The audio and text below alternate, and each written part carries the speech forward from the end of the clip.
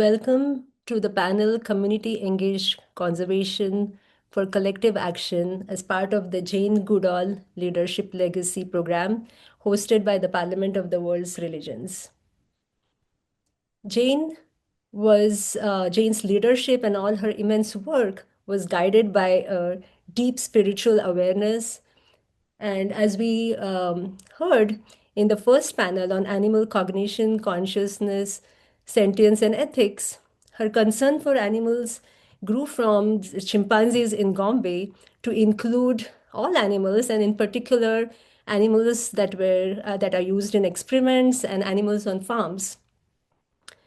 And she credits Peter Singer's book, Animal Liberation, the moral philosopher Peter Singer's book, for her evolution to become a vegetarian and then a vegan.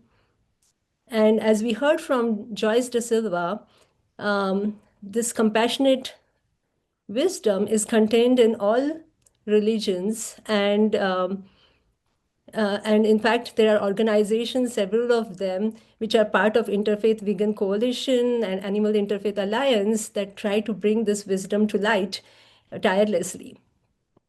Jane realized that the suffering of the animals does not stay limited to them, but it actually affects everyone that interacts with those non-human animals. May it be via eating them or working on the farms or being part of the labs that do experiments on animals. And in fact, when it came to the conservation of chimpanzees in Gombe, she very much recognized that the community that was part of this all around there and the ecosystems, they were very much part of the equation. And in fact, when these kinds of complex situations arise where there are so many different humans, non-humans, ecosystems, everything is involved, we can find guidance in, for example, the global ethic document of the Parliament of the World's Religions, which is derived from all universal values and principles that can be found in several of religious, spiritual, cultural, and wisdom traditions. And this global ethic document is basically an invitation for an ethical commitment that people, religious or not, can make. And it declares we are interdependent. Each of us depends on the well-being of the whole. And so we have respect for the community of living beings, for people, animals, and plants, and for the preservation of earth, the air, water, and soil. And two of its directives, the first one is commitment to a culture of nonviolence and respect for life. And the last one, the fifth one, is in fact a commitment for a culture of sustainability and care for earth.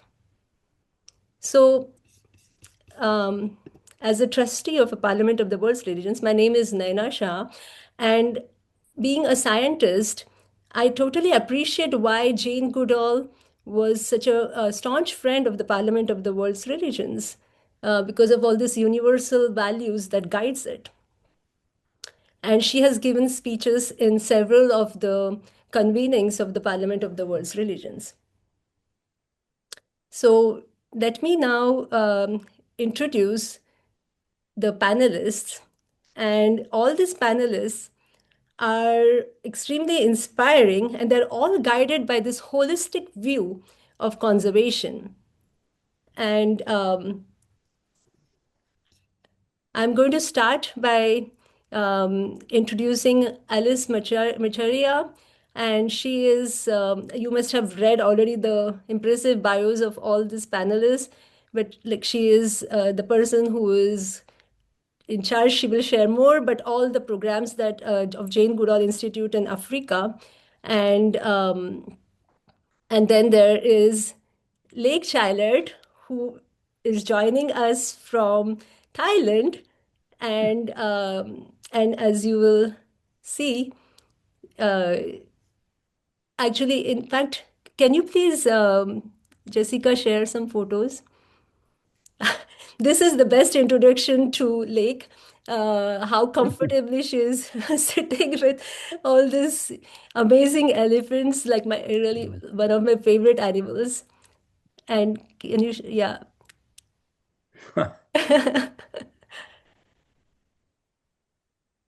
Wow, it's just so amazing. So yeah, I think these photos speak louder than words for what she is, and then I want to also introduce Mark Bekoff and Kristen Andrews, who you have met in the first panel, and they have both done so much work related to both the first panel, the ethics, and also like, and they're both scientists, and they're both still have this very universal view, the compassionate view for how they think about animals. And Kristen is a philosopher, and she'll bring that perspective here.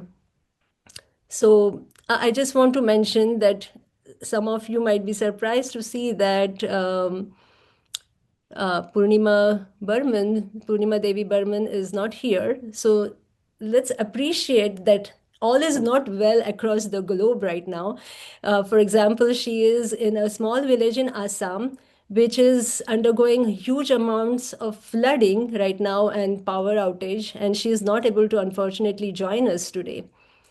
And so I'm really happy that like Kristen Andrews, we had been continuing to have conversations about conservation.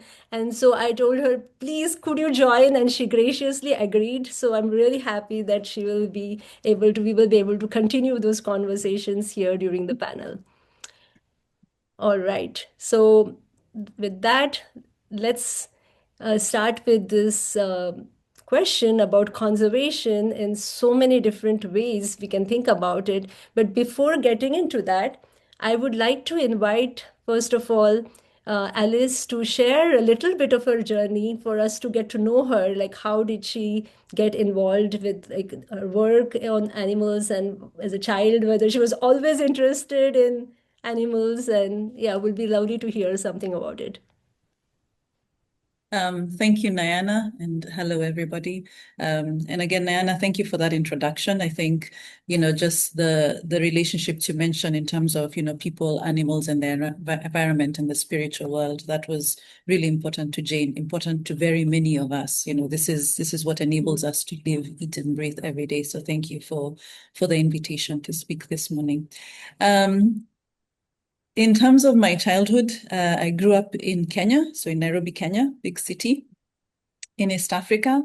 And I always remembered, being in my mom's house. It was the city, yes, there were trees around, but we didn't have that much nature or wildlife.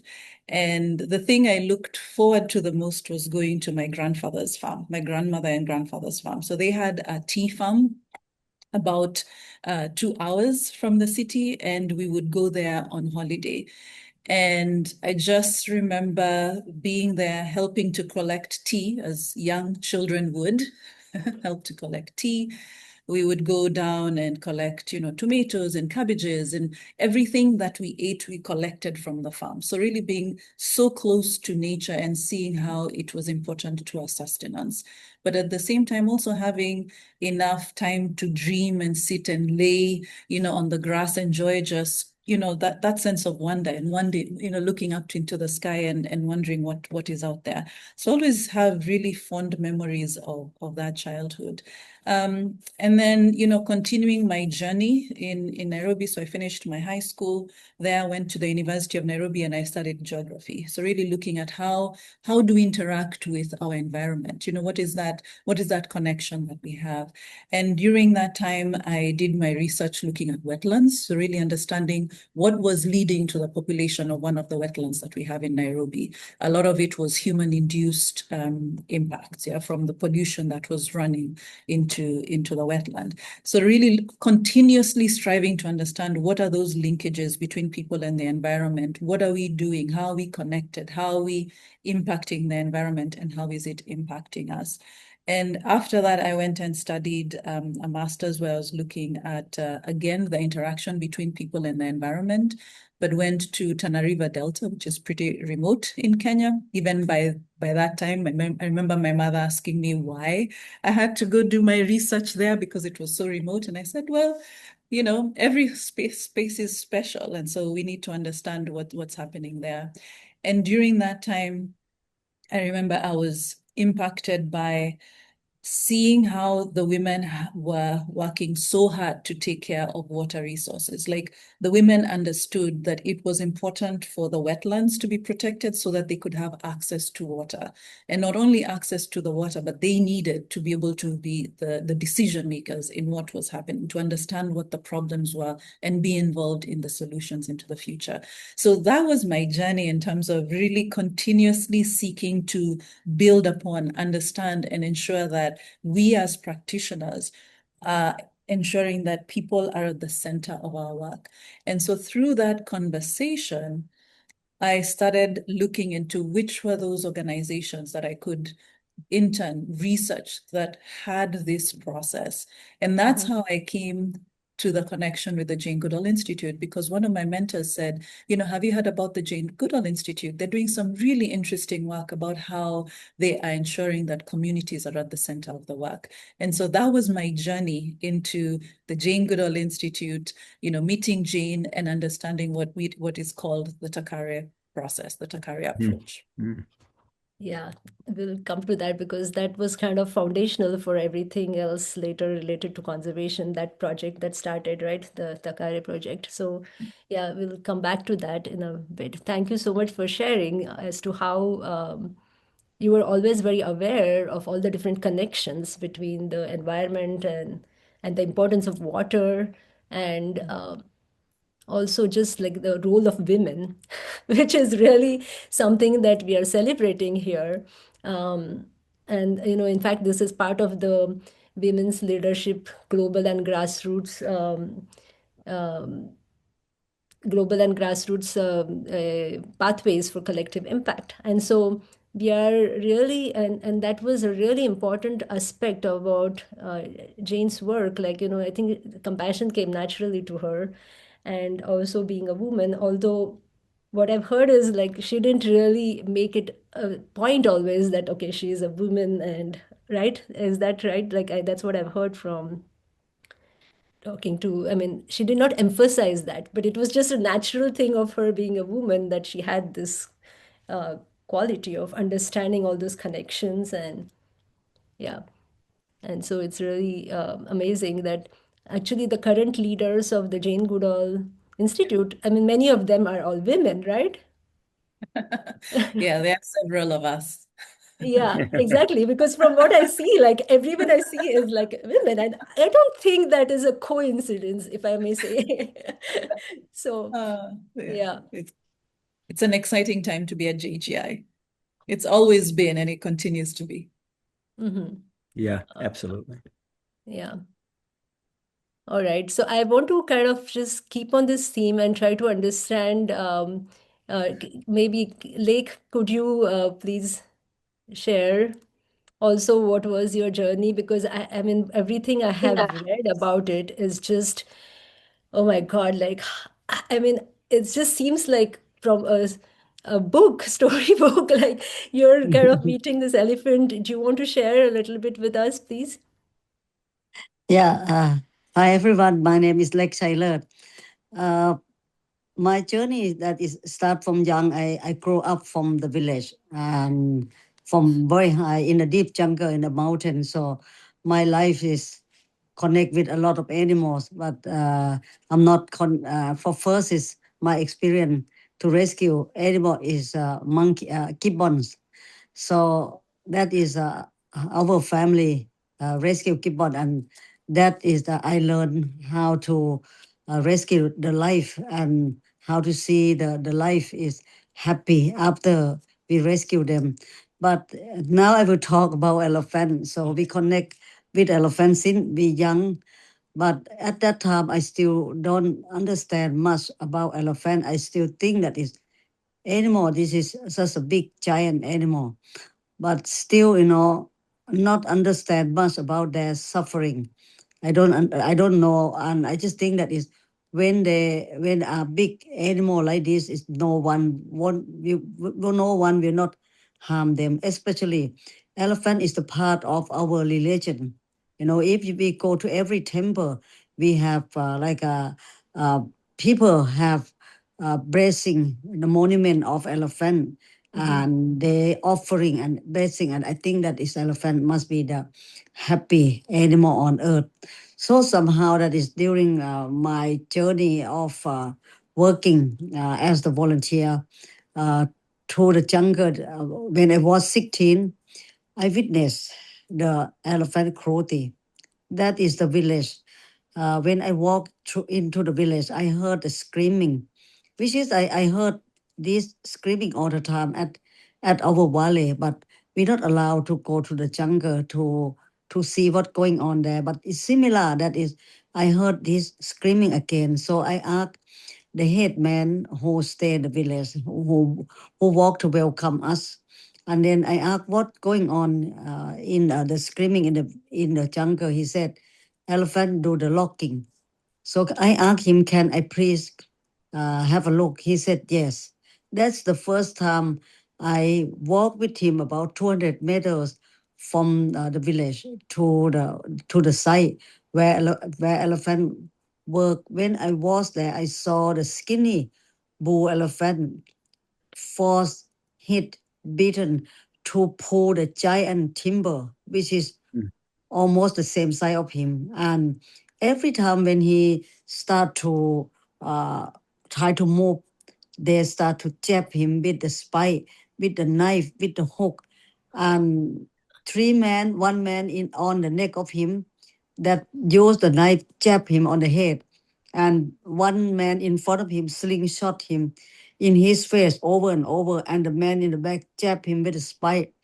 So the headman just called me, don't stay below him because the chain can broken anytime because the timber is so big.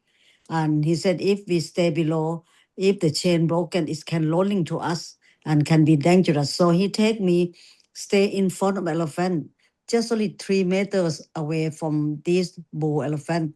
I can hear how exhausted he is. I can hear how he so fear, and every time that he when he want to pull the deep log up to the steep hill, he look at me and he's screaming. And then I wonder why he's screaming, and then I saw on the head the man used the knife jab him and the blood poured out on his head. So I start to screaming myself. I don't know, between elephant screaming and me screaming, who on that time I screaming and I sit down and I beg them to stop. But they do that is very normal. And when that bull, just hear me screaming, when he's screaming, he look at me, and I feel everything from his eye. The way he look at me, I feel the painful. I feel he feel angry. He expressed hopeless, fear, confusion, everything. So that time, I cry. I cry and I beg them, and then they remove me from there. And I cry until I back to the village. So the noise is not finished. Even we finished dinner and we go to bed, I still hear that on and on and until midnight. So I wake up in the morning. I ask the head man how long that bull work. He said until he reached where is the road, because he have to carry that log from the below, from the foothill up to the mountain, top mountain. And that's the first time when I came home, that picture follow me like a shadow. And I wake up in the morning, that eye pop up in my head, and the noise is in my mind all the time. So I went back when the school holiday to seeking out more and find out what's going on in the jungle. And the more I walk deeper in the jungle, the more I find suffer elephant. And I found that blind elephants still forced to work, old elephants still work, pregnant, handicapped. So I asked the owner when this elephant can race, and they told me that when they're falling down, when they can't stand up, when they die. So that is my, I'm shocked about that. And then I determined from that day that is I will do something to help them. Yeah, it's very hard to even just hear, right? I mean, and it's even called crushing, right? Like they're really trying to crush the spirit of the elephant when they put them. There's a whole thing that they do, right? And it's often given as an example of how to control your mind. Like it's like crushing of the elephant. Like you kind of make it to suffer so much that would comply to anything, and the whole way they manipulate basically the elephant to kind of become compliant. And the sad thing is, this has been going on for thousands of years, right? Like elephants have been used in like armies and wars and all sorts of things, people riding elephants. And from what I understand, like, as you said, like you think that this is this big animal, nothing can happen to this animal. But in fact, like people putting, like sitting on the elephant is in fact really harmful for the elephant, right? Even That's true. Yes. Yes. it's supposed to like be really harmful and injurious for, it's not meant to carry animals on any weight. And what is really sad is that they're using this and elephants for logging, as you said, like they're carrying all these things. And in some sense, they are part of destroying their own habitat. They're making them suffer. And then on top of that, their habitat is getting destroyed in the work that they're made to do. So Yes. that must have been really hard to witness. And so tell me, I read that like you grew up with, there was an elephant that your grandfather was given. Can you tell a little bit about that, like that initial connection that you had with an elephant as a child? Yeah, when I was young, that my grandfather had one elephant, and but that's not belonging to us. The elephant that is some current people have left, the owner have left to us. And at that time, that is we not expect that elephant at all. But what is I connect with that because it's when I first saw the elephant, it's really amazing, and we quite fear with elephant, and we think this is so big animal and young. I think that this elephant will eat us or not, But then my grandfather said, no, they are the great vegan animals. They're not harm to anyone. And the Yeah. more we connect to elephant, and then we find out how gentle heart. So we young, we didn't know that we use her to play with us. Sometimes we just order her to lie down. She lie down for us because we young. We just try to play with her. When she lie down, we play her as a hidden game. We just someone just go to behind her, to the back her, go to behind her ear. And this is how kind heart she is. She can just annoy us and push us away, but she never did. So that's why I learned about elephant, and I think when they have a gentle heart, if it's gentle to them, they gentle back to us. And if elephant attack someone, it means they fear and something have disturbed them. So that is I learned about how beautiful heart and mind of elephant since I'm young. Yeah, so you saw this as a child, this beautiful elephant with whom you had all these interactions, and then to see it being tortured at age 16 when you went to this place and saw those two images together, it must have been like a real shock, right? To see, because you have seen it like very closely as growing up, and then you to see that. So, yeah, that must have been. So, this is like really that image, what you witness there, is kind of fuels all your work. Like, you want to end that, right? You don't want that to be there, part of this world, and the suffering of the um, elephants and the crushing of their spirit. And so, yeah, I think we'll come back to this question again later in terms of your work. I just want to briefly um, ask Mark and Christine. I mean, we have heard Mark and Christine's stories as kids in the first panel. So those of you missed the first panel, please go back and um, do hear like their stories, how they were also very much close to animals, and then that became their life's work. So it seems like it's a recurring theme that somehow your childhood and what connection you had with animals guides a lot of what work you do. And both of you as scientists have um like, and philosopher and scientist, like I'm saying scientist, but yeah, okay, Kristen, you are a philosopher, but you interact a lot with scientists, right, as we said. And so I just wanted to ask, like, when you came, have you actually seen like the kind of like torture that we heard from Lake in like any of your, did you encounter that firsthand anytime, anywhere? I'm very lucky that I haven't encountered firsthand any of that kind of torture. I think I've chosen, in the worst I had experience, I think, is when I rescued the second cat we had. So I think I told you about the first cat, Seedwee, Right, yeah. when I was very little. But when I was a teenager, I was visiting my boyfriend's house, and his landlady was hitting a cat with a broom. And so I picked up the cat and took the cat home to my parents and said, "We have a cat now." So Agree. other than that, I've been very lucky. Yeah. Yeah.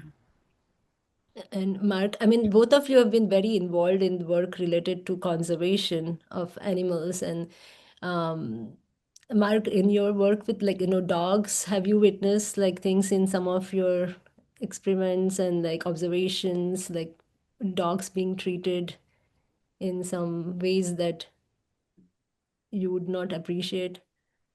Well, yeah, I mean, because I'm a biologist, so I was in a biology department and I watched some of my colleagues torture all sorts of animals, not dogs and cats, except I spent 2 years in a MD PhD program where they tortured cats by putting electrodes in their brains and making them do horrific things. Um, yeah, and I've seen some stuff with wild animals too. I was lucky to spend a good deal of time with Ian Douglas Hamilton, who sadly passed away a couple of months ago. So and his crew, and with Cynthia Moss in Amboseli. So, I saw the upside of the um, elephant behavior, elephant emotions, if you will, and I I watched them take care of one another. Um, I watched them do the things that elephants are really, known for. But yeah, I mean, even in Colorado right now, we've reintroduced wolves, and there's people who go out and murder them. So, I mean, it's all Yeah. around. Um, Yeah. but you're right about Jane.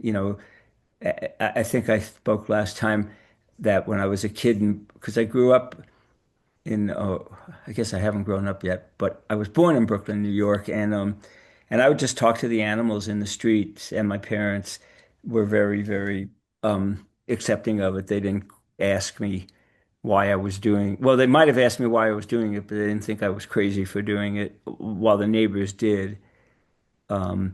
And when I was very young, I saw this guy yelling and hitting his dog, and I yelled at the guy, and the guy, of course, looked at me, at 3 or 4 years old, and couldn't do much, but he really got angry with my dad. So yeah, I've seen a lot of abuse by highly famous scientists who have reached their fame by torturing and murdering animals. I mean, that's just the reality of life. But I've also, on the other hand, seen a lot of really compassionate behavior in dogs, wild coyotes, wild wolves. Even I studied penguins in Antarctica, seeing positive, if you will, pro-social behaviors in the penguins.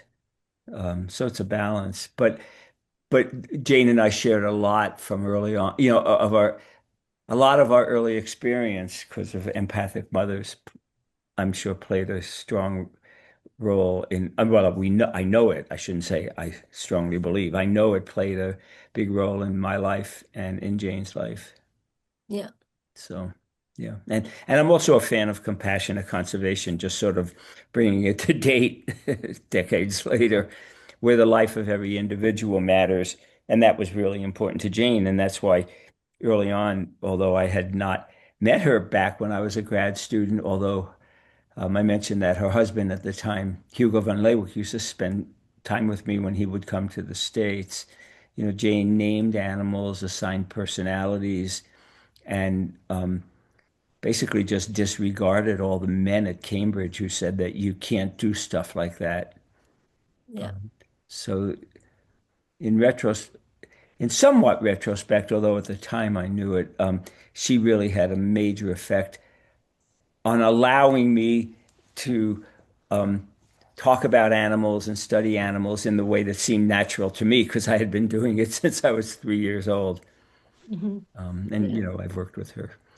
And you had several conversations with her about compassionate conservation, right? Oh, I mean, several would be the understatement of it. Yeah, Yeah, I right, mean, Jane and I had a lot of contact, and we wrote our book, The 10 Trusts, together. right. And a lot of the roots of compassionate conservation and just a compassionate view of the world, you know, are in that book. But we really continued it till basically, you know, shortly before she passed away, because we have a young kids book coming out in Yeah, right. February. We will talk about that later. Okay. Yeah, Well, in I the know, next but panel. I'm bringing it into the Yeah, picture now because it had a major effect to think about my interactions with her decades ago and literally 6 to 7 months ago. yeah. Thank you.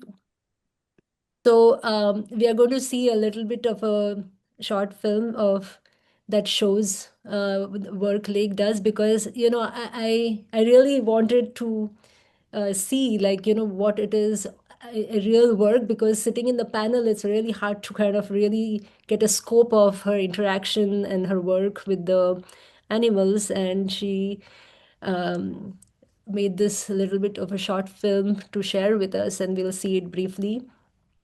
But in the meantime, uh, like, can you so share from how, like, once you realized that you wanted to do something about stopping this suffering that you had witnessed, it must have been a really hard path because that was what everyone there, it was very male dominated, first of all, right? All these things like you were witnessing, the people who were handling the elephants and doing everything, they were all male and it was all kind of dominated by males there. So even just the fact that there's this young girl who's kind of saying something about it, that must have been really hard to stand up to them and like speak up.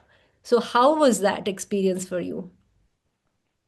Yeah, that is quite a challenge, to be honest with you, because it's I have a lot of challenge to walk through on this, as the you know the elephant industry owned by a lot of people who wealthy and private owner, traditional, and the people not really not happy about the way I voice on that. It's not easy, especially the government support uh, to have the elephant riding, elephant show and circus. And myself, I come from the Hill tribe, which is already that doesn't not much get value in the society. And in Thailand, the woman always they say that the woman mean the back foot of elephant. We can't walk further. So it's a lot of things are so difficult when we Say want again, to. I want to understand better. So what about women Yeah, and the yeah, they compare the woman as the back feet of elephant. We oh never wow. can be in front. So since I work, I start to voice and I get so many difficult time for cooperation and with even especially with the government.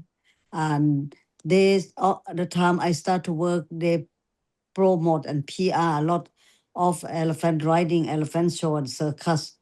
And I have to walk through the currents and very difficult. And I get attacked a lot, and bullying and the people who do the business, the gathering, because they're very powerful with money and they connect with the media, connect with the politician.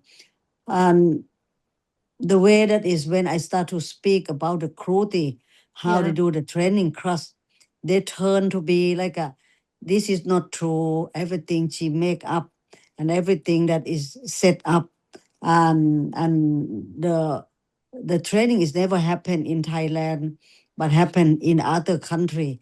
It's a lot of things, and until it take me like more than 2 decades until I can prove to the people what going on to the elephant. I never stop to work and voice, even so difficult. But during that my journey, I witnessed a lot of suffering, and the more that is I witness that, the more I see that picture, and I never want to give up. And in the same time, family and friend ask me why don't I stop, because this is bring more and more complicated to my family, my friend.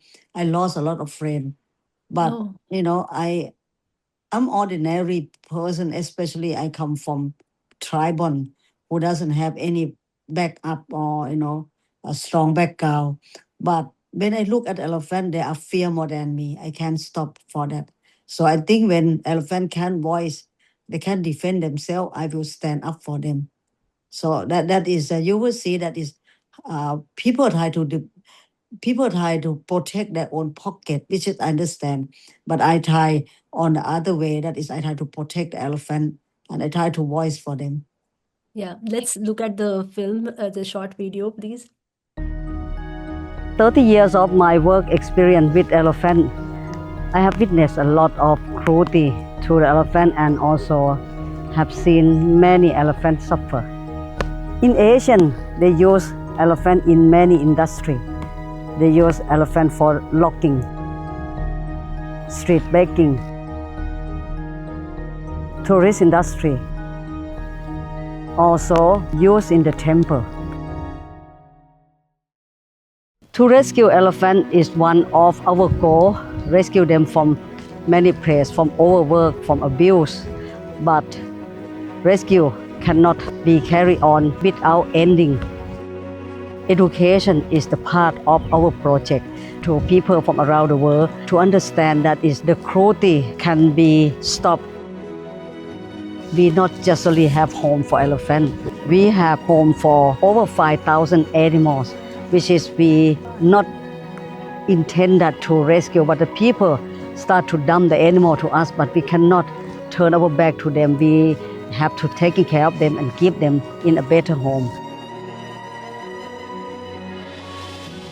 We rescue wild animal as well to help and support the Thai government.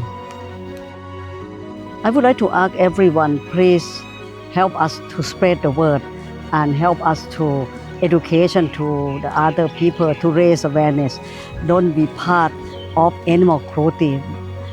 Don't support any tourist program that use the animal for entertainment, and also don't be part of that cruelty by buy a ticket to suffer wild animal in the tourist program.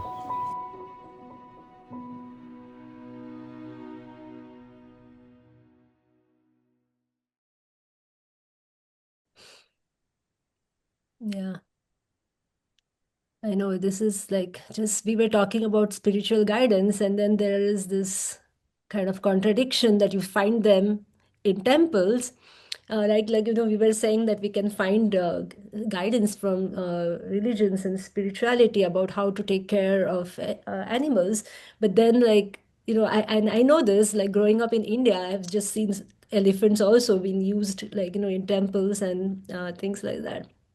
So it's really, and so what you are saying is that you were actually trying to talk to the government officials and they would deny that there is any torture happening, right? That was what was happening. They would just not agree to the fact that there is torture happening. They were acting as though they are treated well.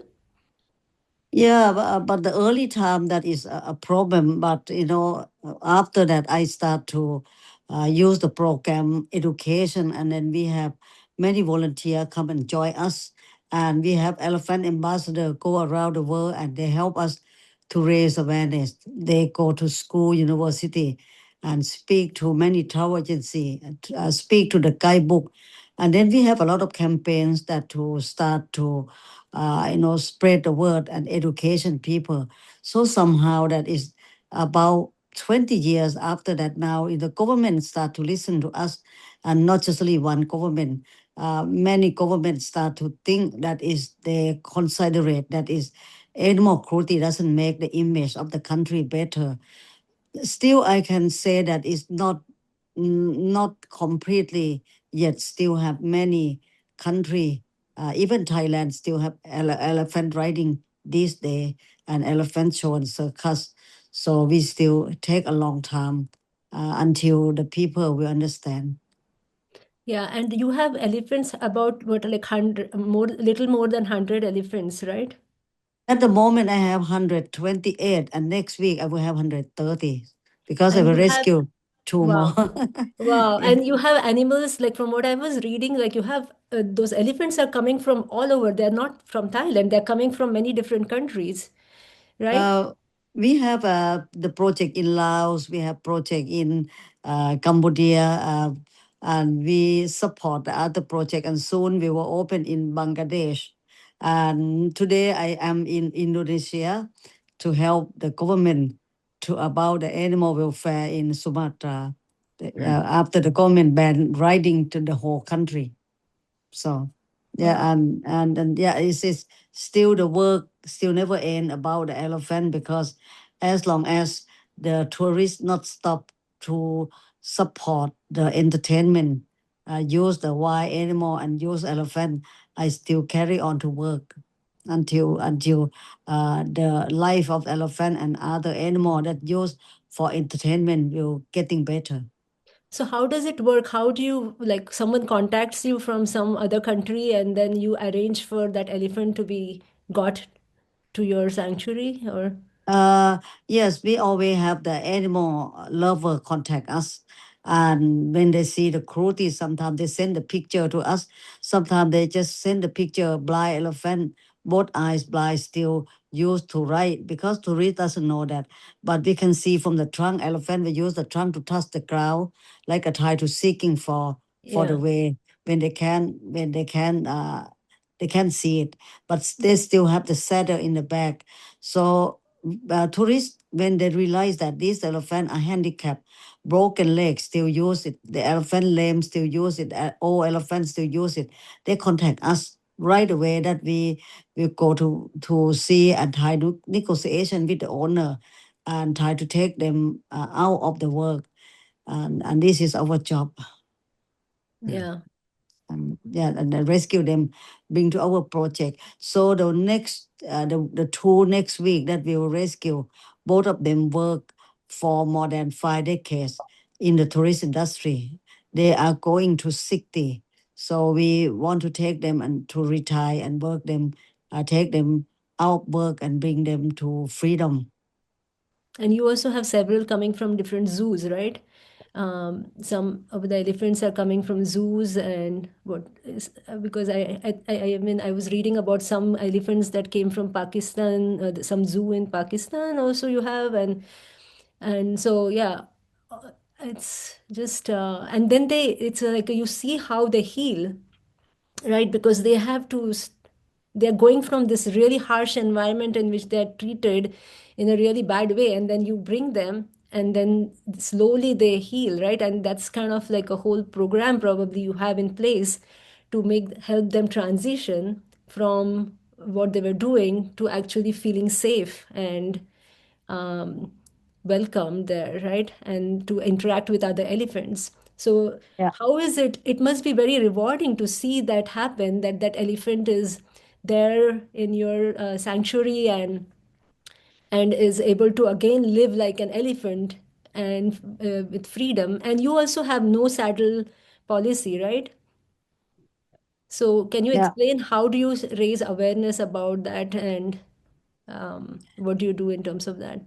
Yeah, for first of all, we have the elephant that we rescue from everywhere, from in many different industry, from street baking, from the zoo, as you said, that from elephant riding, elephant circus show, from the use in the temple, and it is so many elephant that is get abused, and some of them, like they don't know they are the elephant already. They lost their mind. We rescue one elephant, 88 years old. They still use her for riding. So when we take her, the first thing that is she lie down and sleep. That is, she never sleep for a long time. The grandmother that is so exhausted, and when we take them arrive at our project, we have to start to do the heal program. More than 80% elephant arrive at our project. They arrive with a huge mental issue. Some of them like a zombie. They don't know themselves. They don't know they are the elephant. And sometimes when they see the man, they panic and run away. Sometimes when they see the other elephant, they run away. They don't know that. They don't know that what they should do, because they with the chain for all their life. Some of them 70 years old, chain all the time since they're young until we rescue them. And when we take them, we have to heal them by love. We cannot, we have every step of the program, we don't, our staff, we have no more tool in our hand. If any of them are so much damaged their mind and broken mind, we have to take them into the jungle, let them stay in the wild and keep quiet. Stay with Mahout, who sit down and talk to them and bring the food to them. And they can, some of them, they don't even know what is the winery. They don't know how to pick up the food in the jungle. So we have to bring the food for them. Slowly, we heal them and let them connect with Mahout. We not allow them to, Mahout is the main keepers, and we not allow them to see the other tourists to disturb them. And it depends, some of them get so much damage on their spirit. Might take years until they wake up again. And and some of them very shy, some of them very aggressive. And the most important that is, we have to bring them to introduce with the herd. The family is important for elephant, because elephant, they are the social life animal. They stay as the herd in the jungle, in the nature, that they have a family. They look after each other. This is more important, and our sanctuary believe about that. Is no one understand elephant as they understand their own kind. When they meet each other, they touch, they comfort, they're talking, and they're healing each other.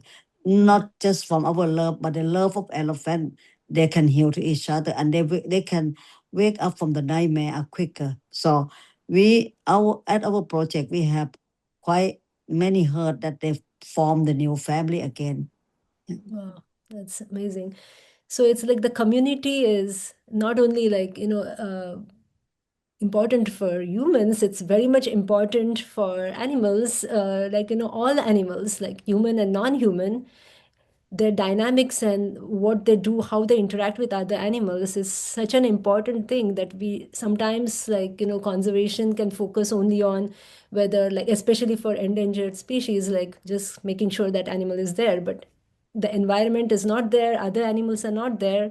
As you said, it doesn't even realize, right, the elephant is an elephant and what is it supposed to do. So that brings me to, actually, I wanted to ask, just briefly, Kristen, can you say a little bit about the culture element, and maybe Mark, both of you, can you say a little bit more about this thing about culture that is important for animals, and like they have their own things that are going on that we don't even know, that there's such depth to their community, and social interactions. Yeah, I listening to you, Lek, I was brought back to when I visited the Elephant Nature Park in 2015, with my Oh, daughter, who was 6 at the time. Oh, wow, you And visited. absolutely, yeah. Oh, And so we wow. were, I want to be visiting too. it was wonderful. So we had just come from Borneo, where I had been in the field with orangutans, and we were on our holiday in Thailand. And I said, I want to see elephants, but I want to do it ethically. And so, of Yeah. course, I found the Lex project. And what I wanted to say about it in relationship to this question of culture and conservation are there were a couple of things I learned during this visit that's really stuck with me. One of which was being told that the elephants at the sanctuary are so attuned to the elephants in the nearby area that when an elephant is being harmed off-site, the elephants in the sanctuary know it and react to it. So the kind of communication, of course, elephants communicate long distances through the ground, and it's not just if you protect, this elephant, that this elephant's going to be okay, but you have to think about the larger community of elephants, the ones outside of the sanctuary, the ones far away, because when they're being hurt, it hurts the elephants in sanctuary as well. That really stuck with me. And another thing that stuck with me was we met two elephants in particular. I don't remember their names, Lek, but perhaps you can remind me. One was blind, and the other was her friend. And we were told that her friend would guide her to food, would take care of her, was really supporting her integration and her life in the new community. And both like that story was just so beautiful and also reflects the importance of learning from other members of your species, the social learning that's really the key to culture. And this is why when we're engaged in conservation projects that might involve, inviting animals to do something different from what they're doing right now, perhaps instead of raiding this fruit garden, going over to this forest to get food, understanding the power of social learning of the animals can really help in encouraging these changes in behavior. Um, yeah. Yeah. Mark, did And you have anything to add? No, I mean, I would have said something similar uh, to what Kristen said. Um, but suffering is not only personal, it spreads through a group. They Yeah. pick it up using visual, auditory, and olfactory cues, maybe a composite signal of all the senses, if you will. And they know what's going on. And and that's obvious, in that elephant I talked about, I think maybe last time, I don't remember, who had a mangled right rear foot, and it was probably congenital, Ian Douglas Hamilton said. And the other elephants waited for her. They fed her. They took care of her. And of course, some of my closed-minded, arrogant scientists, said that it didn't involve empathy or anything like that because they would be afraid to think that the elephants they torture are sentient and have empathy. Um, but but the fact is, she couldn't do anything for the group. They would say, well, there must be a reason why she was why they were taking care of her. And I said, no, you don't have to be afraid. They recognized that she was suffering and could not live on her own.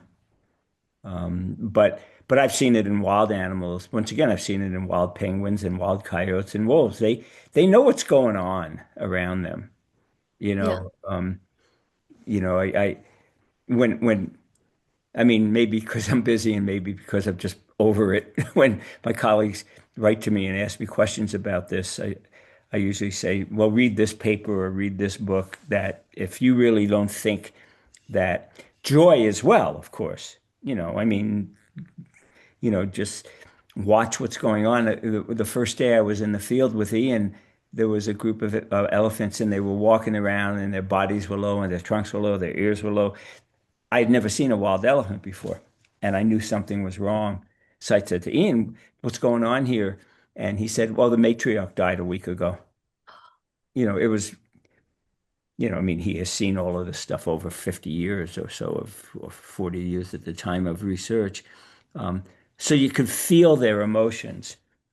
And that's what I think is really important listening to all the stories that we're hearing is other animals feel the emotions of the other non-humans with whom they are associated, you Just know. like human beings, right? We are not special at all. Like, they also have their own connections, and even maybe they might be even better attuned than we are because Well, just sometimes, read the news and you'll see that they're probably far better than we are. yeah, Yeah. exactly. They've still not lost it, I guess.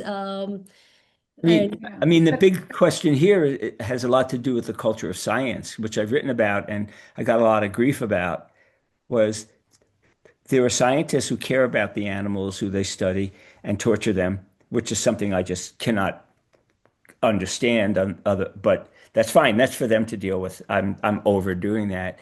And yeah, there are scientists who feel for the animals and have changed their methods and have changed the ways they view not only animal sentience and animal cognition, but conservation, and it's about time.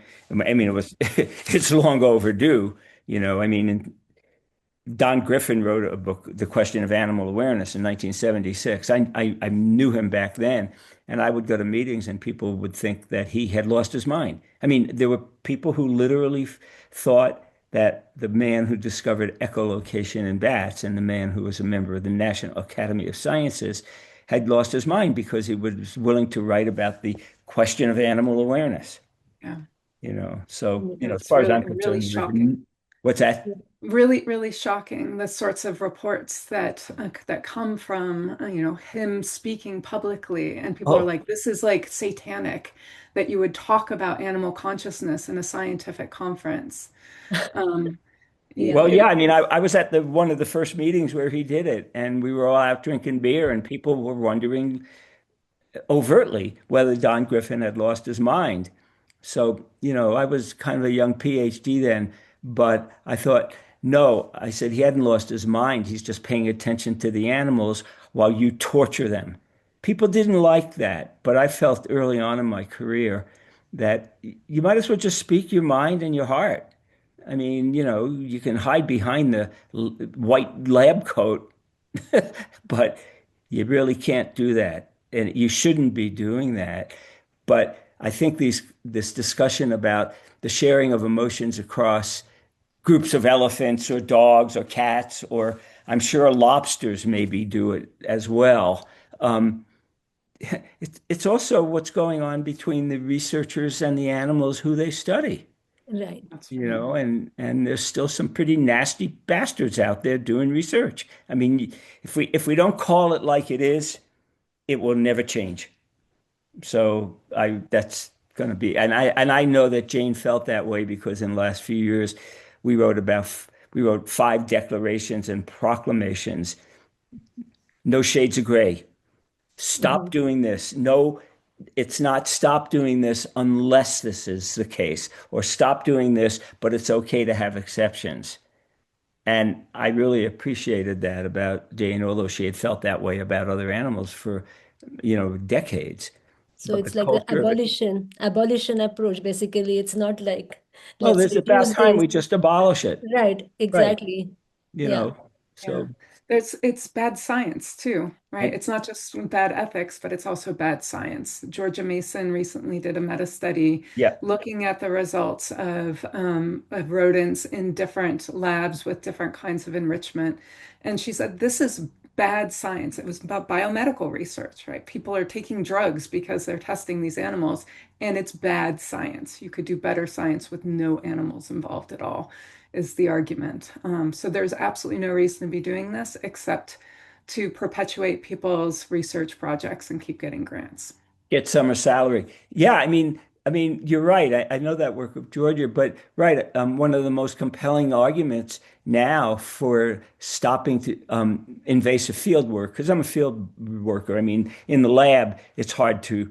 I mean, yeah, I mean, I study dogs. There's studies of dogs which actually enrich the lives of dogs who otherwise would have crappy lives. But, most of the invasive science really affects the quality of the data.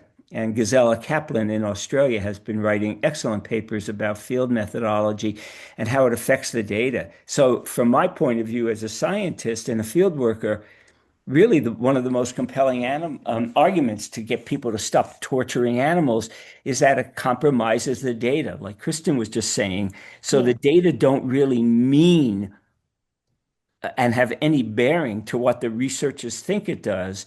And years ago, I wrote a paper where I said people should put the word captive or stressed in the titles. So it's the behavior of stressed mice in a cage. Of course, that went over like a bomb, but the point is, in the field work I do, you can really understand why they get different results when you might expect different results because individuals of different personalities are involved. But one of the reasons they're getting different results is because they're harming the animals psychologically. They may just be watching them, but the animals are really screwed up psychologically, and they're doing things that they wouldn't do Right. if they were Exactly. just left alone.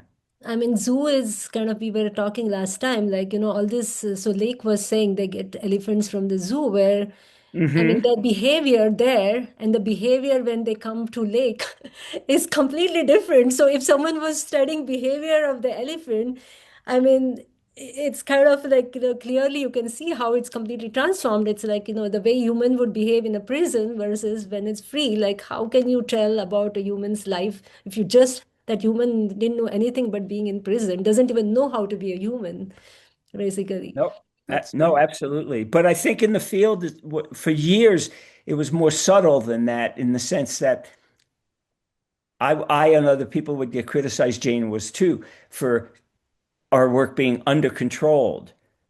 Well, I mean, you can make the same argument about captive research, which is over controlled.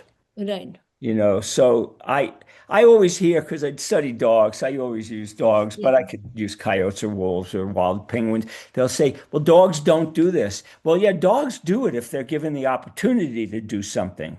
Yeah. Just go watch free-ranging dogs. So I always say this because a lot of the science that's done on captive dogs in terms of their cognitive, emotional lives, it's solid science, but it doesn't really apply to anything outside of that particular lab.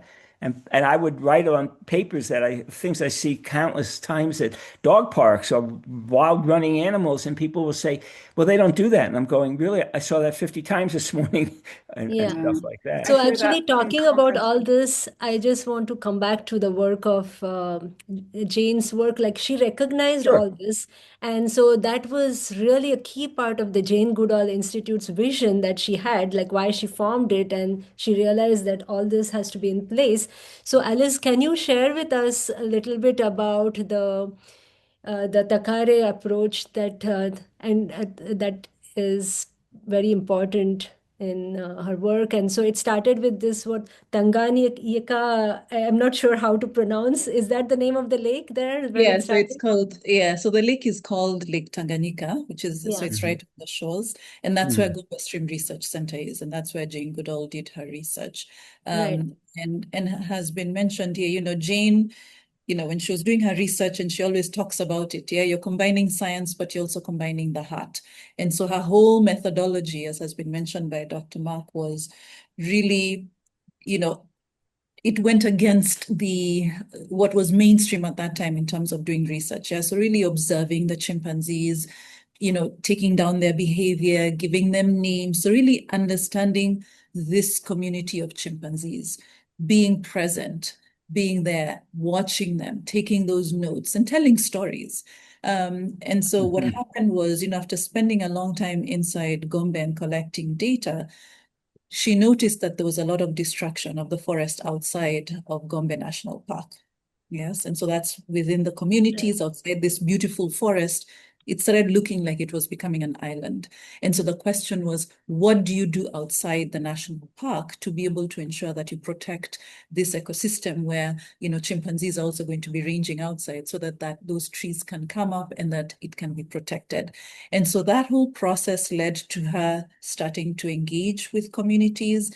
It initially started as a tree planting project, but then over time, the communities also started sharing that, well, we also have our own needs that need to be addressed. Yeah. So this, her process of really listening came into play here, where she was also listening to what the communities were saying, engaging them, coming up with solutions that are both important for their own needs, their own community needs, but also the environment, because everything is very connected. Right. And so that's an approach that began in 1994. So again, it's called Takare. And it's really focused on ensuring that communities are at the center. They're leading these conversations, and that the solutions that are derived to make sure that conservation is long-term, that both people and their environments are being protected. Their livelihoods, as well as the livelihoods that they get from those ecosystems, are also being protected. All that is what ended up being the Takare approach, which is what we continue to use at JGI to this date. And the whole conversation also with LEC, I just wanted to circle back to that on how important that is. Yeah, so we're talking about individuals, humans as communities, but also animals as communities, and chimpanzees are the same things. Many animals are like that. They're social creatures. So they also need to operate in those social structures and in those communities. And so working with, as Lek mentioned, working on enforcement, working with law enforcement to make sure that, people are aware of the boundaries of protected areas. Communities are also involved in the process of taking care of their own environments, but also ensuring that, let's say in this case, chimpanzees are also protected in these spaces. So coming up with ways and plans that integrate the needs of people, the needs of chimpanzees, or the needs of wildlife. How do we make sure that these two things are protected and that we are creating and facilitating the enabling environments to make sure that both thrive? And so that's something that we continue to implement at JGI, initially in Tanzania, but then it's spread across, other countries that both the JGI US supports together with JGI Tanzania and Uganda, the DRC, Republic of Congo, Senegal, other countries that JGI doesn't necessarily have an office, but we make sure that as long as there are chimpanzees in those areas, we're working with communities, we're working with our partners to make sure that strategies that really enhance conservation of chimpanzees, but build coexistence with communities is really key to ensuring that this species, all of us, continue to thrive into the future. Right. Because I mean, I think she recognized, right, like that the well-being of the people relies on the well-being of the animals and the vice versa. I mean, like, if people realize that it's good for them also, it's not like, it affects them if the chimpanzees are not doing well. And I think like, so the education and awareness program, like what Lake was saying, Yes. that was very important to kind of raise the awareness about elephants and their suffering. Similarly, I think like in Jane Goodall Institute, education and awareness has been a very important part, right? So how do you kind of tell them like what is their role in conserving the chimpanzees and the ecosystems, and why is that important for those people? So what kind of arguments, for example, you might give to them? Absolutely. And like I mentioned initially, it's looking at those points of intersection and understanding what is causing the habitat destruction that we're seeing. And so, initially when Jane started talking with communities, the realization that it was because the farming land that was available was getting less and less. And so what people were doing was moving into those forests. And so in order to ensure that reduces, how do you work with communities to improve the areas that they're currently farming so that they don't continuously implement, let's say, shift and burn agriculture to go into the forest? Yeah, Right. so that is one strategy. How do you work with communities so that you're increasing productivity where they are, or using, if it's agroforestry, composting, so different ways that people can improve the current soil structure that they have. The other piece is also looking at the policies that are there. So communities would say, well, people are going and farming inside the forest where the slope is really high. And over time, what that led to was also landslides. And so suddenly people realize, yes, we can't be farming in those areas because it has a direct impact in terms of our livelihood. So we need to move closer to other areas within, the communities that have been designated for farming. And so using those types of experiences, using those types of stories to really, use that as the learning moments because they're experiencing it in their day-to-day life. And so ways to improve it, ways to make it better will always be welcome. And so that is our role. So also using that to improve, current farming, to improve if it's economic livelihoods, also being able to build resilience if there's, fluctuations in temperature, fluctuations in rainfall. So building resilience of the communities. You talked about education. So that's all embedded in education. Yeah. Bringing in people who were there in the past. So before the trees were cut down, what was it like? Yeah. Them telling stories of, better water. So fresh water was there, less landslides. So also using those stories from previous years or past years to inform the decision making that's happening at currently. And so that was also another method that's used. So in terms of educating, because we want to make sure that the compassion we're talking about and the empathy is there now and into the future, because that's the only way we'll be able to sustain these actions and making sure that conservation is everyone's business. Yeah, so that's the other piece there. And then also looking at policies in the countries is the other piece. So, collaborating and partnering with governments at all levels. And so in the case of Tanzania, they have land use plans, and many other countries, they have land use plans, but some of them have not been implemented. And so using those policies and bringing them and helping to facilitate the implementation to enable, communities to be able to plan where they're going to have farms, where they're going to have, medical, where they're going to put aside forests. Yeah, and this has been a really powerful tool in terms of creating corridors next to national parks. So they're community owned, they're theirs, they can go, they can pick mushrooms, they can put beehives. So other ways of really putting, nature and benefiting from nature, but in those areas that are now being set aside as buffer zones or corridors. So again, storytelling, like I mentioned, is big, Right. traditional knowledge, sacred sites that are also in some of these communities. So using those stories in terms of what that has meant, because in some villages, you find that might be the only forest that they have left. And so how can that story be used to increase it? Medicinal plants. Yeah, suddenly, medicinal plants are going down. And it's always been interesting because, there are people who also studied the plants that chimpanzees use sometimes when they have like intestinal issues and the ones that people use. So some of those connections, in terms of what are similarities between what we need as human beings and what chimps need. Yeah. And so how do we ensure that both of us continue to share those spaces, use those spaces, and thrive in those spaces? Coexistence. Also roots and shoots. And then roots and shoots, Yeah, of course. absolutely. And we Yes, will talk a lot about roots and shoots in the yes, that's next in the next. panel. Yes, yes, And in the yeah, next. I mean, that was a key part of raising the awareness because young people are really, they understand, right? Like much more. They have not yet been corrupt. They're like, they still have that thing in them to embrace, and it's very natural for them to understand that this makes sense. So you also It had, makes a like, difference, so yes. say again? And it's going to make a difference, yeah. And so Yes, that it and changes the their own life too. intergenerational, yes, Right, it changes their life and they're able to also, inform and educate their parents. So when you start a project in a right. school with Roots and Shoots group, or they, map their own areas, when they go back home, they're also informing their parents and questioning, certain decisions or certain actions that are being made based on what they have learned and are also implementing in their own environments in school. And also chimpanzees, like, I mean, the role of chimpanzees in the ecosystem is also Yeah. something that you talk about, right? Like to teach them, Mhm. like Abs- why are chimpanzees important for them? So what is the argument you would give to them, for example? I mean, there are many arguments. So the first is what I talked about in terms of just their role in the forest. Yeah. When you walk in the forest, you usually see evidence of chimpanzees, because one of the things is, all the seeds, they're constantly eating. Yeah. So they're Yeah. eating, they're throwing food, they make these balls in their mouth, so there's signs of them moving through the forest.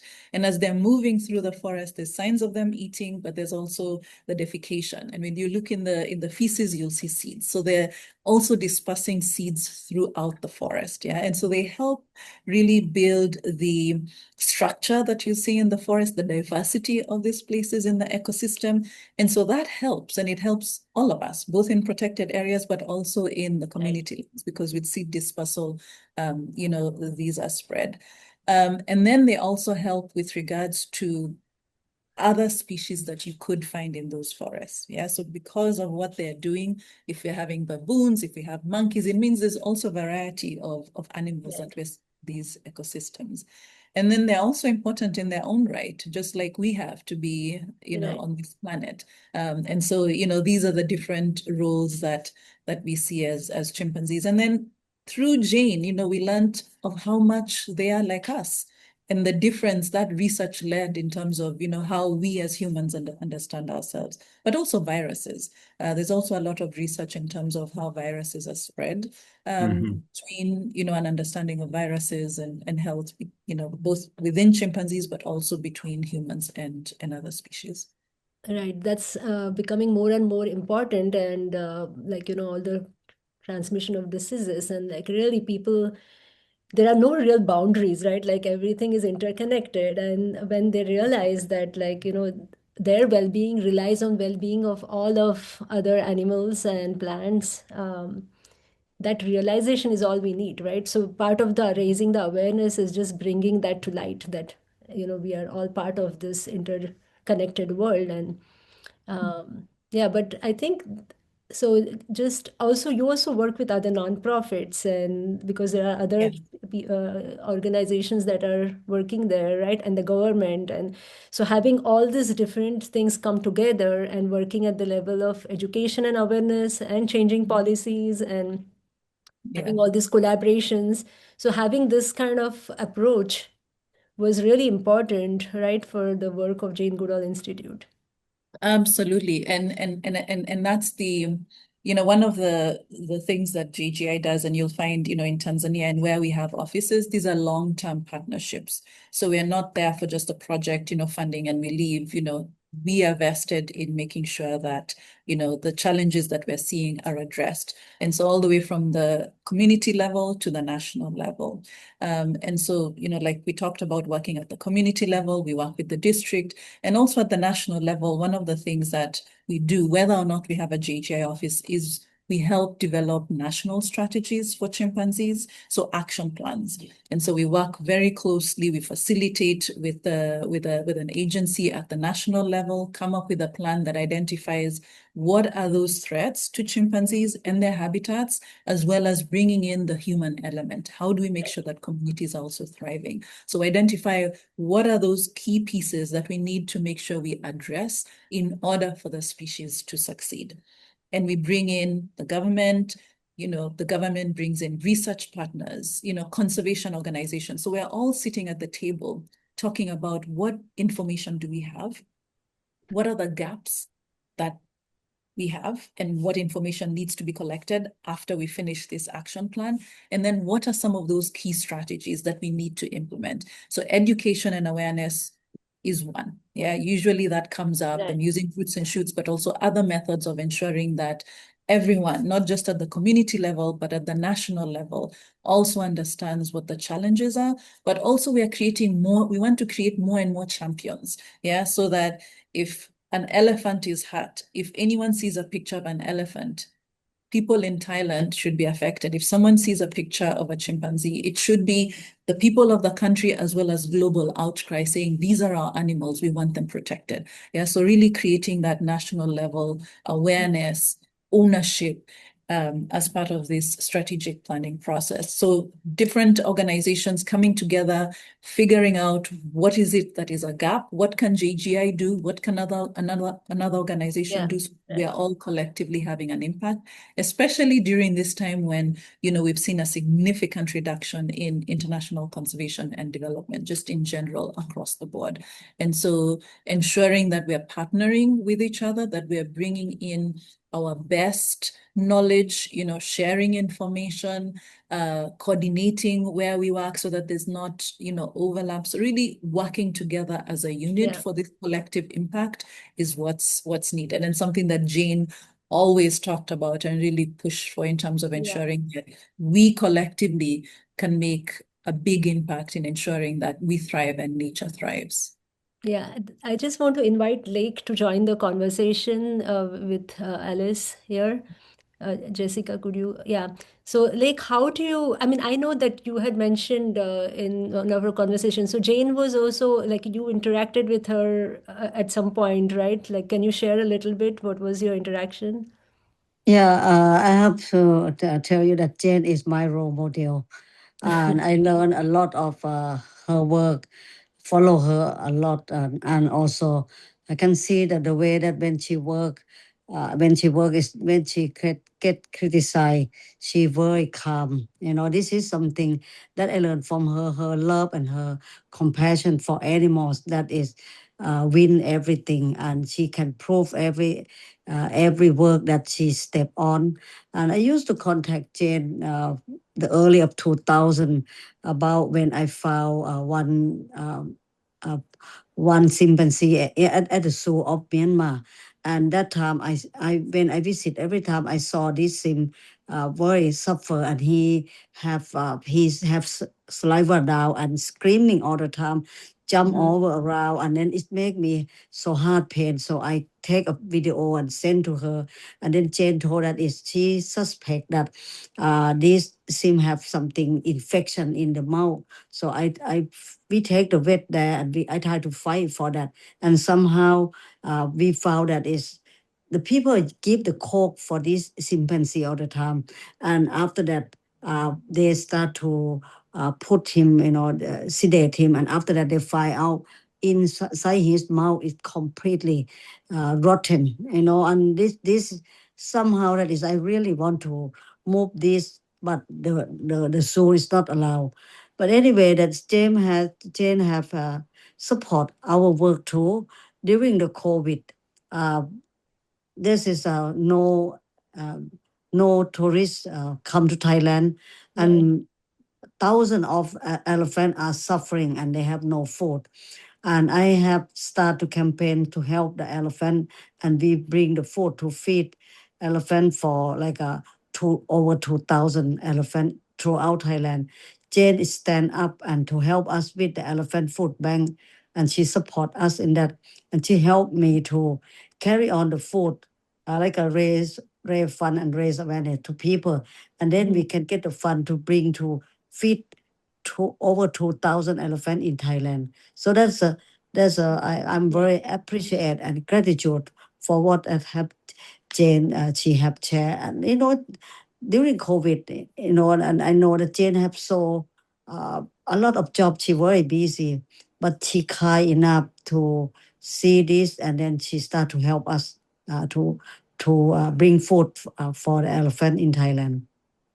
Yeah, that's really. And how do you engage the community in your case, Lake? Because we were hearing Alice talk about how the community is engaged.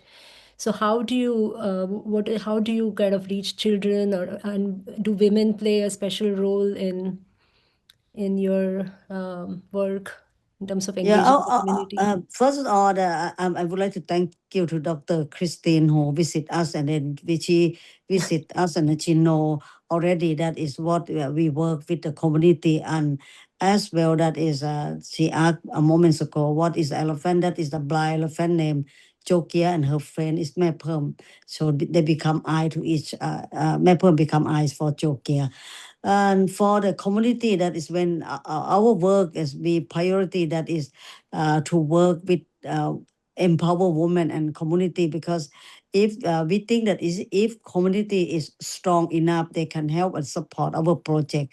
So we built a lot of school for the for the refugee kid, because our area so many refugee and many orphanage, that is we support that, we have our project, so we support to build a school, and we Yeah. work with the local women. And the area we stay, most of people, they hunting and they do the logging business. So we employ many, and we have the staff now over 500 people in different projects, because we have many animals there. We have over 5,000 animals. So, um, and if we not support them, then they won't understand our work. So we make the community stronger. And when we first moved to the project, the people still hunting, but today around us, the people start to have the homestay. They start to create their own business, and we bring so many women the job, and we create a lot of job for them, to help them, to help them with more financial, and many of them can stand by themselves, and we support the school. We build school, we build library, temple, we build a bridge for the children. And at our project we have a free clinic, community clinic, and we neuter all the, like animal, as dog and cat, because we don't want to see any stray dog and cat. And every month, that is, we have our free mobile clinic to go out and to spray and neuter the animals. And in each month we do the dog and cat about 500. We do vaccine. It's a lot of things that we work with the community, and also we join the hand with the government at the moment. And this is we work in many area. But so our clinic, community clinic, is we look after the animal for free, because the people in the village, most of them, they doesn't have money. So when the animal is sick, so they bring to us. Oh, I So see. yeah, we work a lot with the community. Yeah, that's really amazing. I wonder whether, like, there must be some commonalities in how you do things, right, Alice? And like, it's really worth exchanging some notes on. I think, like, what are the some key ways of engaging community? Because I mean, it's really without that, the effort is not sustainable. If like the community is not really engaged and they're not finding that this makes sense, and you cannot force the community. It has to come from their heart. And so this transformation of hearts is always at the heart of how one can engage community, right? Because they have to really truly feel like being part of this whole initiative. Yeah. And so that is really important. And women and children seem to be really important in raising awareness and all these things in both these communities. So that's really, really important. So I think given the time, maybe can we, Mark and Kristen, can you also join the conversation and just in terms of like your thoughts on, yeah, Mark? Yeah, as I mentioned, I need to go at 9:30. Yeah, I yeah, mentioned sure. to you. Yeah. Yeah, all I was just going to write to the group because yeah, I've got something I really need to do. Yeah, I think this is just one of the most powerful, eclectic conversations I've heard, not only about conservation in general, but about Jane and her life. I mean, I know a lot of us here know a lot about Jane's life, but a lot of people don't.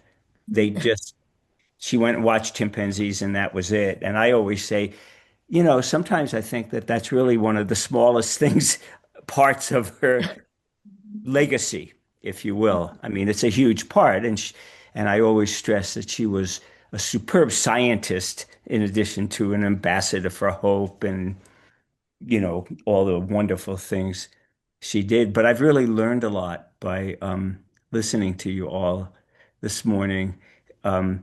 just about, I mean, I guess I was just making notes to myself. It's a combination of new information and old information. But what I think is so powerful, and I actually had emails and texts from the first group, the first session of the parliament, um, is how important it is for people to know who she really was, I suppose I'd say. I mean, that she just didn't go out and, wasn't some young blonde woman from UK going out and watching chimpanzees.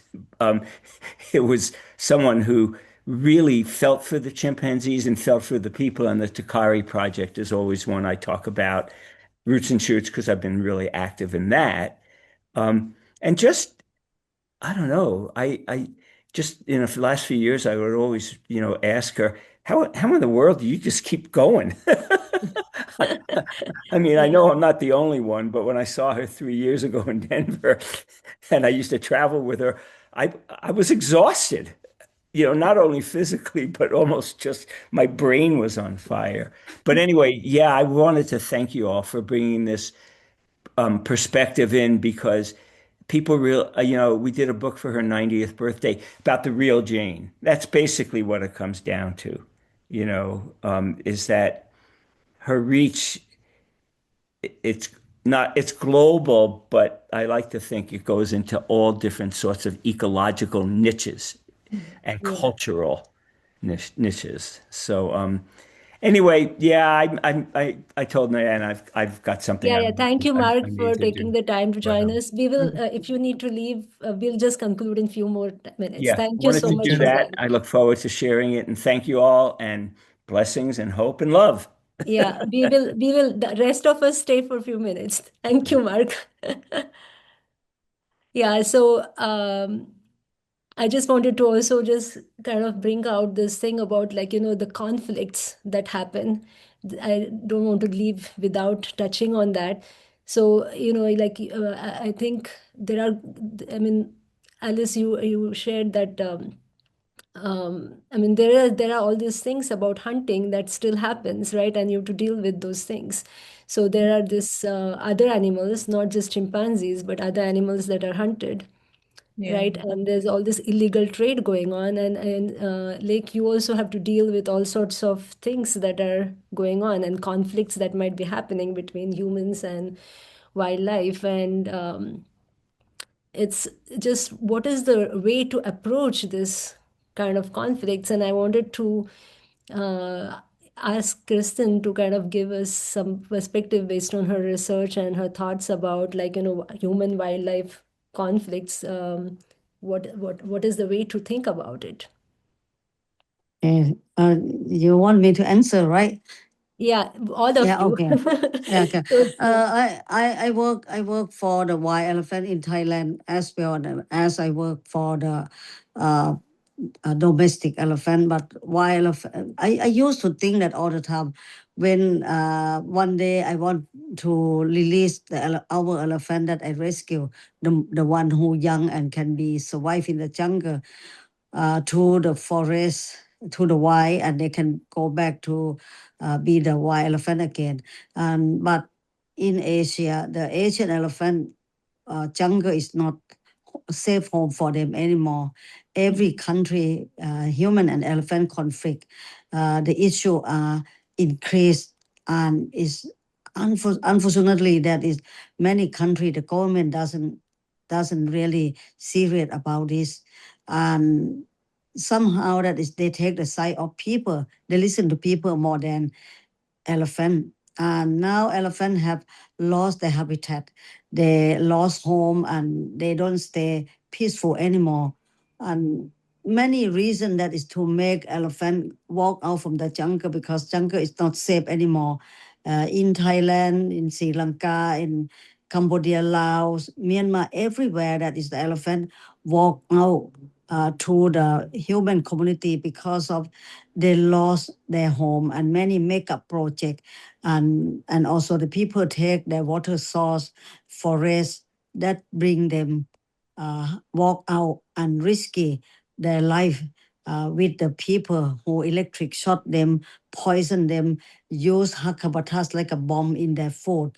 and use the gun and rifle to kill them, poison them, which is every single day. That is I learned when I work for elephant in different country in Asia, which is very sad.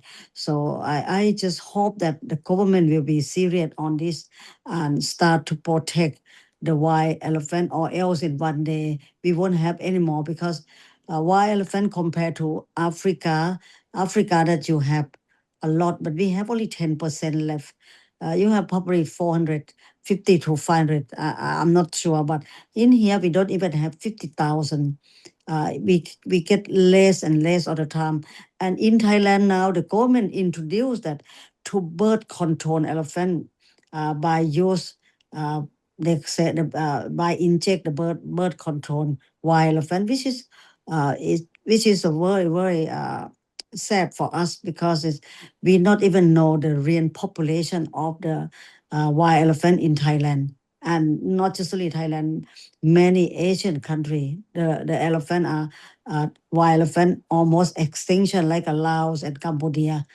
They used to have 100,000 and million, but today they have less. Some of the area like a 100 or 200 elephant. That's only left in the forest. Wow. So yeah, that's really Yeah, sad. I And think, then they're birth controlling them further. So, and Alice, how about how yeah. do you deal with these things? Absolutely. So, the same thing as the environment, as the forests are depleted, people and the animals come into contact, whether it's, elephants or others. But of course, the strategies are different. And so some of the things that we're trying to do in terms of reducing those opportunities for conflict or building resilience, Lake mentioned water as also a potential area of conflict. So you find communities or children are being sent into forests to get water. And so sometimes that's where they come into contact with chimpanzees. So also making sure that if that is the point of conflict, how can we help by bringing water closer to the communities so that they don't have to go into the forest and have those opportunities for conflict. So that's number one. The second thing is also, as sometimes chimpanzees do come into the communities because they don't even have spaces to go from one forest block to another. So they do have to pass through communities.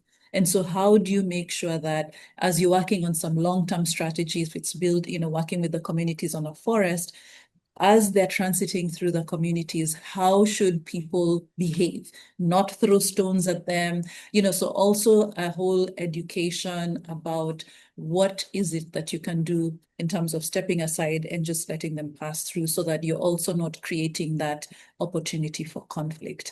And then, like I mentioned, trying to ensure that if it's forest blocks, if it's improving areas for conservation, even the communities seeing that, oh yes, actually they're coming through this community forest area or this area, how can we make sure that we are restoring those areas? So also working on watershed restoration, forest restoration, so some of those restorative projects. But like Lek mentioned, in some instances, in some countries, the conflict has also led to direct killing. And so if there's direct killing of a mother, you have the infant, who is found. And so in, for example, the Republic of Congo, we have a sanctuary where those chimpanzees are brought and we take care of them. So we have about 160 individuals currently. And again, just best in class in terms of chimpanzee welfare. But again, looking at it from that community aspect where we call it the triangle approach, where we're talking about welfare of those chimpanzee individuals who come into our care and making sure that they are well protected, having a law enforcement piece so that the communities are aware that chimpanzees are endangered, no one should have chimpanzees in their home, that kind of awareness that you should not have a chimpanzee. And if we get it, we're going to jail. Yes, also laws that make sure that they support that. And then community education, engagement, and livelihood projects. So that's where the Roots and Shoots comes in, broad-based awareness, community livelihood activities, because again, the sanctuaries and these rehabilitation centers are also economic drivers. Yeah, so in one of the sanctuaries, maybe more than 500,000 can be spent on buying food from the communities to feed the chimpanzees. So they are driving those local economies. So people understanding that there is also a role for the chimpanzees in terms of driving the economy, but it's also in their interest to protect these individuals and these species. So let me stop there. Yeah, thank you. And Kristen, do you want to share some thoughts about how one could, like, from the philosophical perspective of how we can all coexist together? I can. I just have to say I'm so inspired by Lek and Alice, both of you, and the work that you're doing and learning from you. And I really, really appreciate that. I have learned so much from the scientists and activists who are working on the ground with animals and humans interacting. I'm collaborating with a group of scientists from India, the Nature Conservation Foundation, which are based in lots of different areas in India, but in particular working with people in Valparaiso, which is a hill town and with tea plantations in the middle of a nature conservancy. So a town surrounded by forest full of animals, elephants, tigers, monkeys, so on and so forth. And the one thing that when we think about conservation, I've been talking about this with my colleagues at the Nature Conservation Foundation. When we think about conservation, sometimes sometimes it's a conservative way of thinking, like that we don't want to change. We want things to be the way they were, stay the same. But the one thing we can count on in this planet is that things change. And so conservation, thinking about conservation in this more dynamic way, where we see more and more humans and non-humans interacting, living together, elephants walking through tea plantations, people picking tea leaves next to herds of gaur, Indian buffalo walking past them.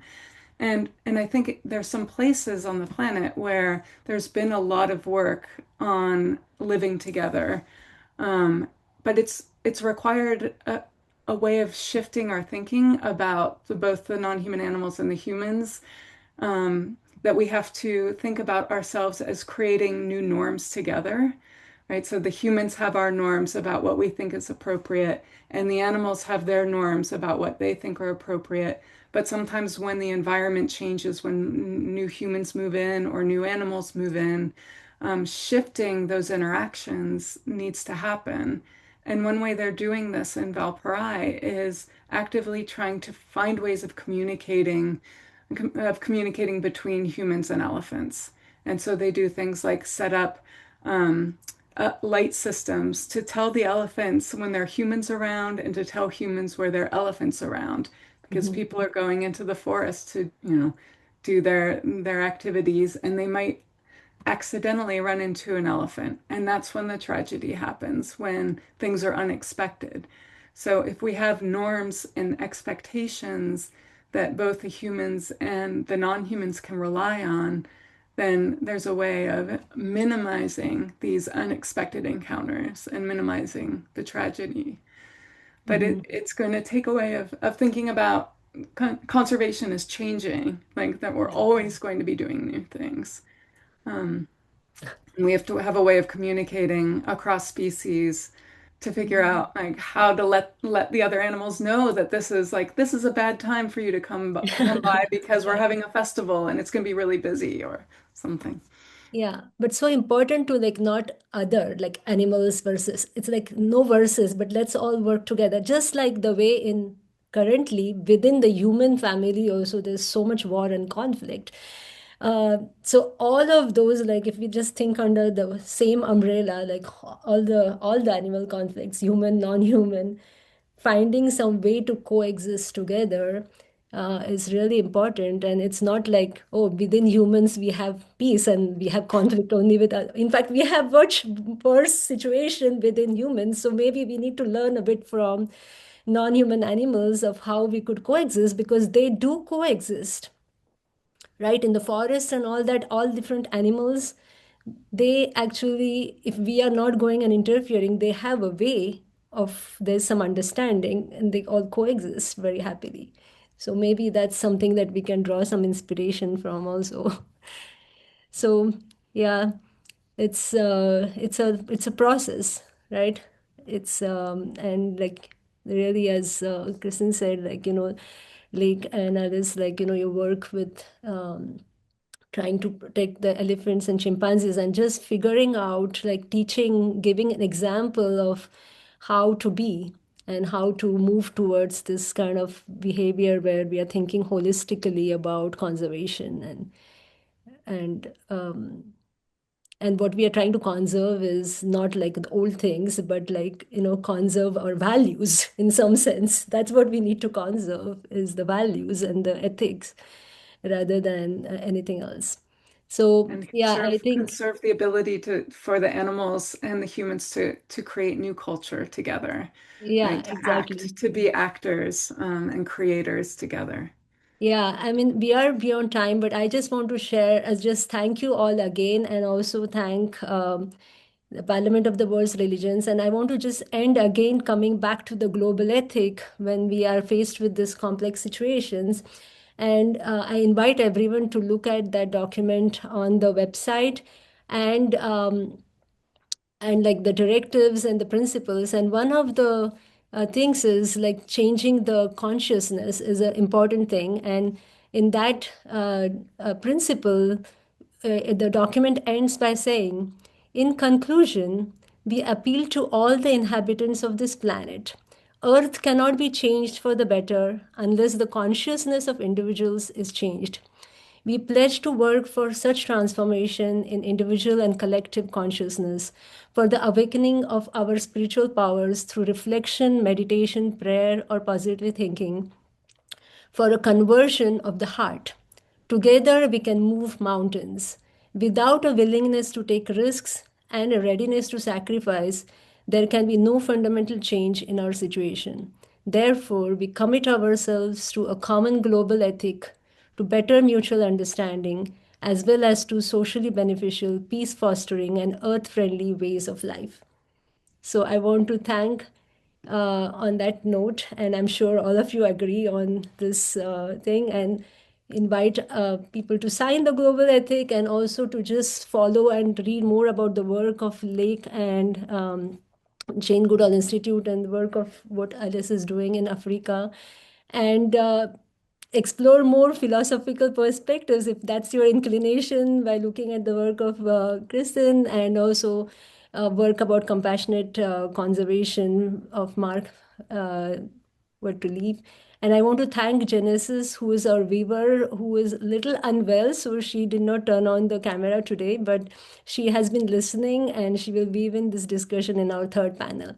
So thank you, everyone, and thank you so much for joining us, all of those who were with us today, and those of us we will meet in the recording. Thank you. Thank you. Thank you to Thank have us you. here. Thank you.